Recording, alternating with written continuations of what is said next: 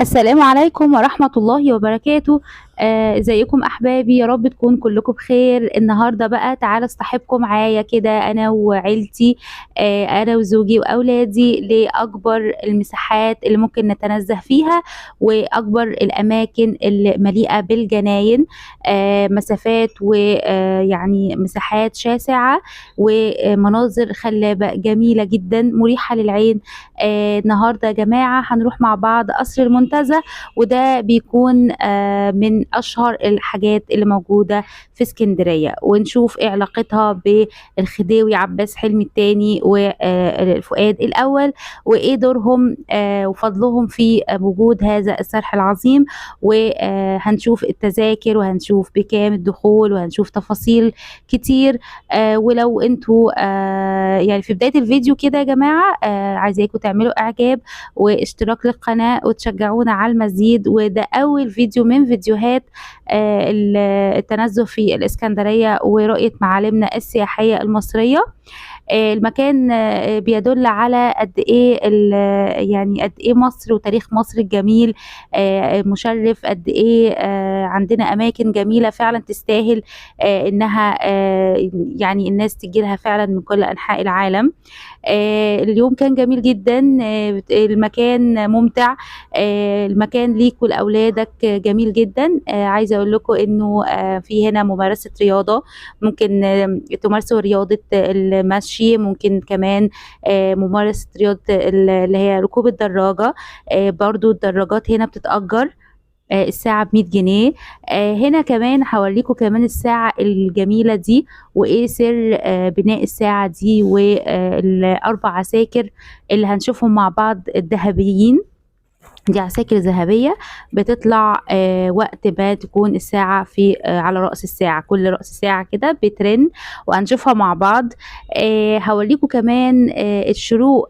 احنا في المكان ده كنا من بالليل للصبح بيتنا. هقول لكم ازاي تقولي بيتي ازاي وازاي سمحوا لكم في المكان ده يبقى في مبيت. لا، ده في مبيت بجد، وبتقعد زي ما انت عايز بالتذكرة اللي هي ب25 جنيه فقط. تعالوا كده مع بداية الفيديو كده. دلوقتي احنا خلاص يعني داخلين بقى، ده في بداية الفيديو، داخلين القصر المنتزه، ودي البوابة. تمام. وبالفرد عليه 25 جنيه، وفي كمان لو معاك عربية الباركينج برضو بيبقى بتدفع برضو تقريبا 50 على العربية. تمام. وبندخل هنا، بس انا بما اني بقى من سكان المنتزه اساسا، من سكان الحي الجميل ده الحمد لله يعني، فباجي مشي. تمام. لكن لو في عربية او كده بتدخلها الباركينج. طبعا الإضاءة هو سحره بالليل والنهار، يعني بالليل جميل وبالنهار برضو جميل.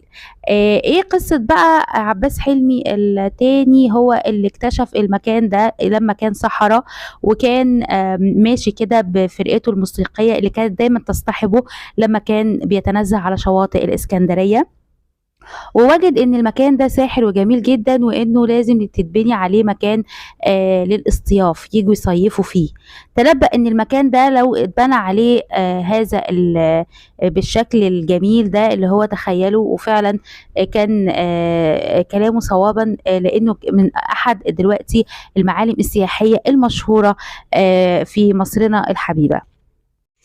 وقرر عباس حلمي الثاني الخديوي عباس حلمي انه يبني في هذه المنطقة قصر وحدائق، وبني في هذه المنطقة قصر الحرملك وقصر السلاملك، وكان بغرض الاصطياف اللي هو يعني يقضوا فيه الصيف. وفي شكل القصور هنلاحظ ان كان فيها مزج ما بين العمارة الكلاسيكية والعمارة القوطية، بالإضافة إلى طراز عصر النهضة الإيطالي والطراز الإسلامي.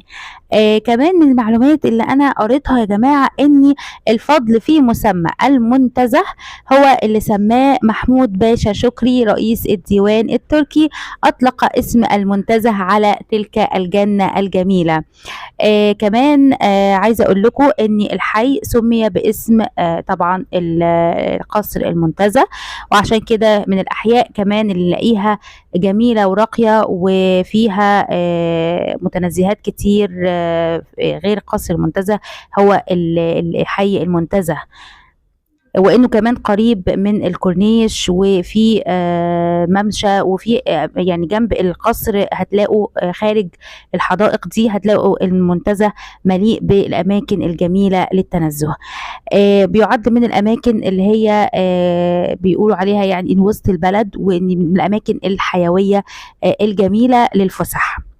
ودي عربات الكهرباء اللي احنا شايفينها دي للتنقل، الناس اللي ما تقدرش طبعا عشان مساحات شاسعة جدا ما تقدرش تتنقل بسهولة من مكان لمكان، فممكن تتنقل عن طريق تتنقل عن طريق بقى عربات الكهربائية دي. وعشان كمان هناك في كمان تصوير، الاماكن كلها خطيرة جدا للتصوير. انتوا كمان لما تشوفوا معايا الشروق عايزه اقول لكم هتلاقوا الاماكن بدأ بقى تظهر فيها اكتر مع ضوء النهار، الجمال بتاع الجناين. اسمعوا معايا دلوقتي الساعه.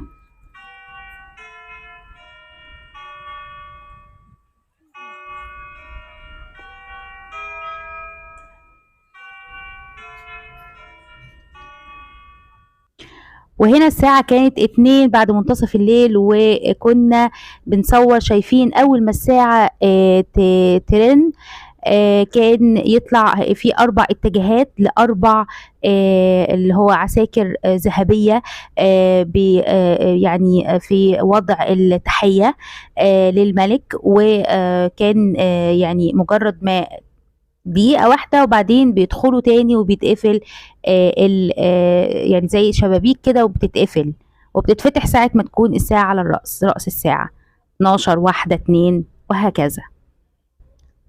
هنا بقى البنات كانوا بيصوروا وقعدوا يلعبوا كمان بالكورة. المساحات هناك طبعا الخضرة جميلة ونظيفة، فممكن تجيب فرش كده زي ما احنا عملنا ونقعد كده على النجيلة ويلعبوا الأولاد حوالينا. دي البحيرة دي ممتدة برضو لمساحات قدام.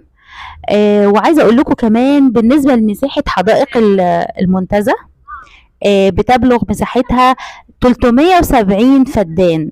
370 فدان.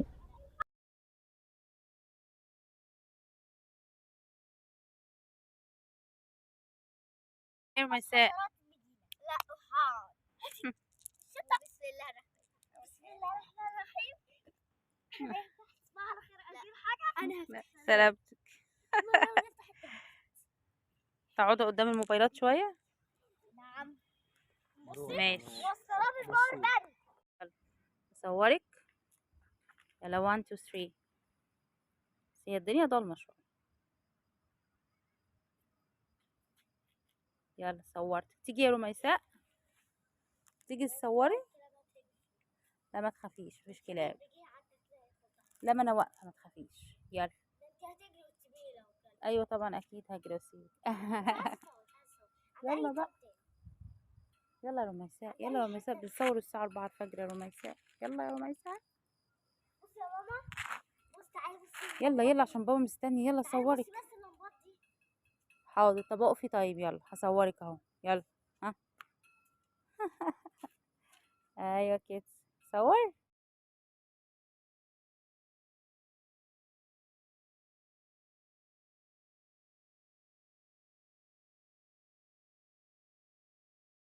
ودلوقتي احنا بقى بنتمشى على البحيرة، وهنا بشاور لكم على البيت البجعة وبيت مليان بقى مليء بالبط والبجعة وكده. صباحا بقى تلاقوهم نزلوا البحيرة.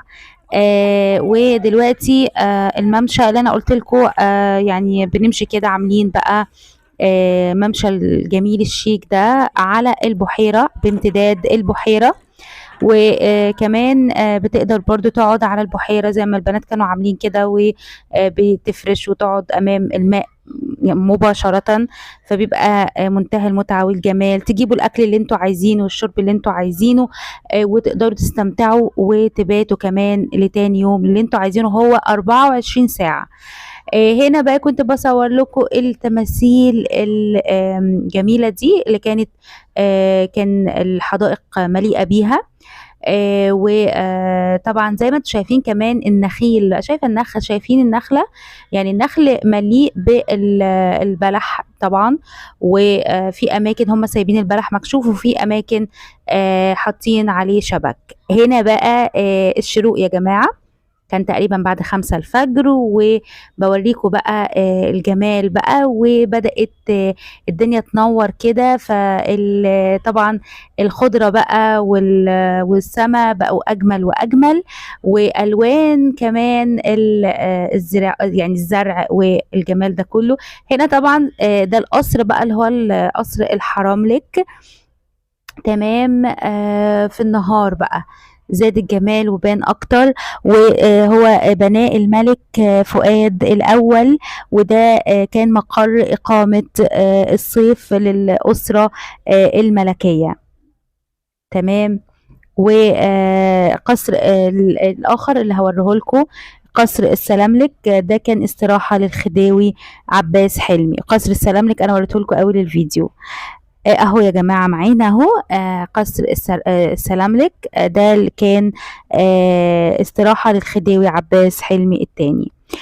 عباس حلمي هو اللي كان سبب الجمال والروعة وبناء هذا المكان اللي هو دلوقتي من المعالم السياحية اللي بتجلب السياح من داخل مصر وخارج مصر. ومعروف جدا طبعا قصر المنتزه بالإسكندرية. وعايزه يعني شايفين انا صورت لكم النهار برضو ليه جماله، يعني بالليل بالاضاءات الجميله جميل، وكمان برضو في النهار ليه جماله. واستنوني كمان ان شاء الله هندخل القصور الملكيه وهنصور من جواها وهنشوف الجمال ده كله. ده يا جماعه فنادق داخل الحدائق، مقيمه على الحدائق بجانب القصور الملكيه. طبعا يعني عايزه اقول لكم ان كمان عمر الحدائق دي يا جماعه بيزيد عمرها عن 100 عام، بيزيد على 100 عام تخيلوا. وطبعا يوميا على مدار اليوم، على مدار 24 ساعة بيبقى طبعا ليها الناس المهتمين بيها ومهتمين بالشجر والزراعات دي. تمام، معتنيين بيها جدا طبعا على مدار اليوم. وفي اشجار زي ما انتم شايفين، اشجار عتيقه واحواض طبعا وزهور نادره. واستنوني في فيديو تاني ان شاء الله، ودعمونا بلايك واشتراك وكمان تعليق. وشكرا ليكم احبابي، وسلام.